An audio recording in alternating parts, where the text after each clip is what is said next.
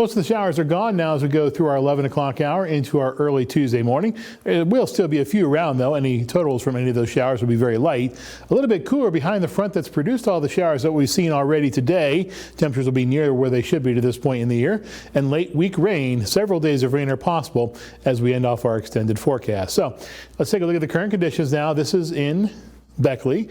This is a nice camera to have back. This is I-77 and Harper Road. Temperature 61 degrees under cloudy skies. The relative humidity is still pretty high at 87%. Barometer is 30.03, expected to begin to fall a little bit. And the winds are out of the southwest at 6 miles per hour. Around the rest of the region, 66 in Roanoke, 75 in Raleigh, 72 in Charlotte, 70 in Richmond, 68 in Washington, 65 in Pittsburgh, 55 in Cleveland, 64 in Louisville. Temperatures, as you see, pretty uniform around most of the eastern third of the country, until you get, of course, to the deep south, where they are, of course, much warmer. Regional satellite radar for the past 12 hours shows that front kind of breaking up as it's pushed off to the southeast. It was fairly solid earlier on today. Then, of course, these notices have pushed through the state of West Virginia into Virginia, western North Carolina. It began to break up a little bit. We lost the heating of the day, so we lost any kind of real heavy showers and isolated storms that did pop up along this front earlier on this afternoon.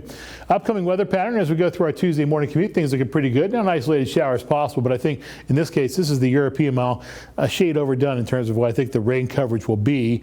There could be an isolated shower around, but for the most part, I think we are just about done with the rain. As we go through the Tuesday afternoon, things looking pretty good then, and then it stays pretty clear all the way until Thursday afternoon. This is when the next chance for showers begins to make its way into the region.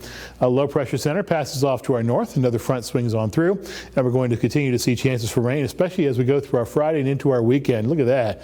Just about the entire upper Midwest into the East Atlantic, Mid-Atlantic, east in the eastern states, basically covered in rain from West Virginia all the way over to Missouri, Illinois, and back into Wisconsin. As we go through our Sunday afternoon, Sunday evening, more showers are possible. For the most part, I think we're going to see more light rain totals. The good news is that it's pretty spread out in terms of the days that we're going to see rain, and so we're not going to see necessarily heavy rain totals that cause any flooding. There could be some ponding on the roads and some water in the usual low-lying spots.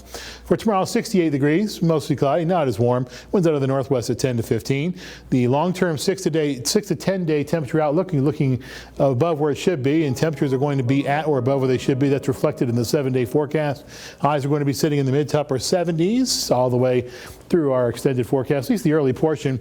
And they drop back a bit with another front making its way through the region. All that rain that I showed you does have slightly cooler air attached to it, Tigra. And so temperatures drop back to pretty close to where they should be again. 69 by Sunday, 72 is the high for next Monday. Overall, not too bad of a forecast. Temperatures again pretty close to the normals for this time of the year.